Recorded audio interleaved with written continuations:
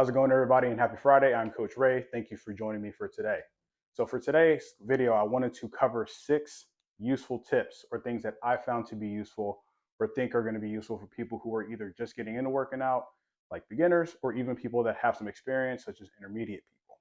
Now, these tips, you can take them with a grain of salt, but these are things that I felt to be useful for me and kind of kept me going in terms of fitness. Granted, everybody has their different reasons for why they actually get started on their fitness journey. But for me, I have my own reasons. You're going to have your own individual reasons, but finding those reasons and finding ways to stick to whatever your reasons are, even as they change, is going to be really important. Now, the first thing I'm going to say, or the very first thing I'm going to cover, is there are no shortcuts. Now, most people tend to look for shortcuts, and don't get me wrong, with today's day and age, we tend to like shortcuts a lot. However, you cannot find a shortcut for hard work. When you're talking about fitness and health, it takes hard work, it takes a lot of energy, it takes a lot of time. You have to be used to putting in that effort, time, and energy over time, and understand that the return on investment in this situation is going to pay off further down the line. It's not going to pay off next week. This takes months and or years to actually get better or get your health where you want it to be, and then you can maintain it from there.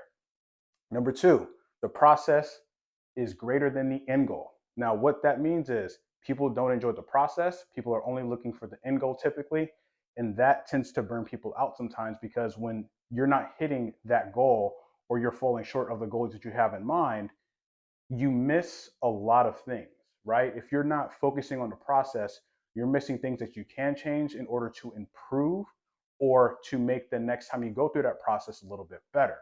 So focusing on the process is going to be super important in that regard.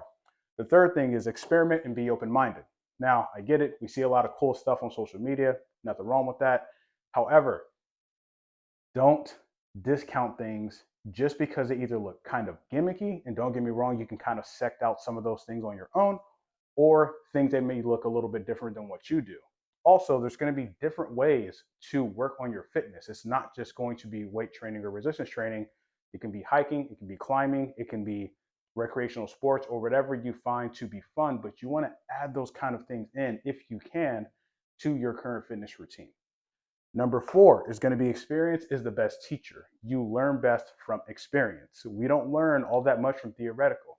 So when you're talking about fitness and you're talking about what are ways that I can actually better myself, or what are ways that I can get closer to my goal, you have to have experience in going through that process in order to have a very good understanding of what is going on, what are things that you fell short on, what are things you did excellent on, and how you can clean that process up a little bit more.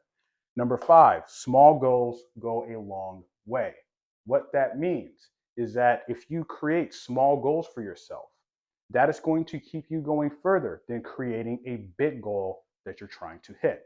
For example, if I'm just getting started in weight training and I have a goal to lose 30 pounds, that is actually a pretty big goal. Instead, what I can focus on is, let me shorten that goal a little bit more. So let me try to lose 5 pounds in 6 weeks. And that is something that's going to be a little bit more attainable. Hell, you can even say, I want to lose 5 pounds in 2 months. And that is going to be something that's going to be more attainable and reachable. So when you actually hit that goal, that sets you up not only for success now, but it's going to keep you going later on, getting more successes as those goals change. The goal isn't the end. The goal is just a part of that process and a part of that journey. It's just check marks until you get to whatever your end goal may be. But again, the focus is still not on the end goal. It's still on the process here, right? Now, number 6, simplicity is greater than complexity. Now, the reason why I say this applies to either beginners or intermediate people is because people will sometimes see a very complex plan and be like, okay, this must work exceedingly well. That's not always the case. Or they'll look at complex exercises and go, I need to do these exercises. Again, that may not work great for everybody, and it depends on the level of fitness you're at. Simplicity carries you a very, very, very long way.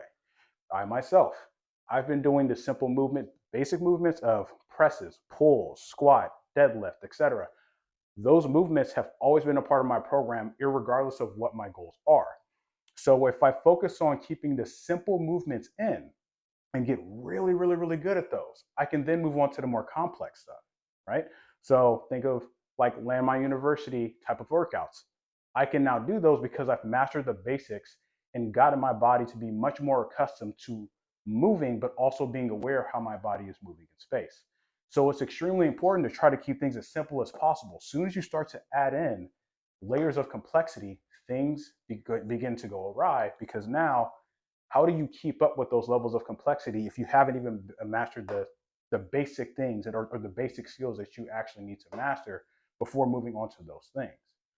Now, understand, this is just a very, very general video that's trying to highlight things that I feel are going to be important, but these things can also keep people typically on track for whatever their fitness goals are. And I think these are things that are going to be important as you go on over time. Your goals change, your perspectives change, what you might want out of your fitness journey will change, and that's okay. There's absolutely nothing wrong with that. As a matter of fact, it should change. But having some minor goal in mind every so often is what's going to keep you on track, but it's going to keep you enjoying fitness, enjoying what you're doing. We are people who do better or find a lot of comfort in having little successes. Regardless if they're small or big, successes make us feel good. That gives us positive feedback to ourselves. Now, granted, all these goals are very subjective. At least these are from my perspective. These are anecdotal, but I find that these are probably work better for most people that are either just getting into fitness or maybe have a couple of years into it and are trying to figure out where to go, what to do, what tips are going to be good and what are going to be useful. I think these 6 tips are probably going to be the most useful things that somebody can actually not only think about, but even adopt into their own philosophies if they find these goals to actually be useful. I get that it's extremely hard with all the information that's out there. It's really hard to work through that information and find the information that's best fitting for you because it's all very individualized. However, this is very general. There's nothing specific about this necessarily in the sense mapping out A, B, C, D, E, F, G, right? So I'm going to try to post some more videos that are going to be like this, but be sure to subscribe, give a thumbs up if you like this kind of content, and I will be sure to get some more to y'all. Have a good one.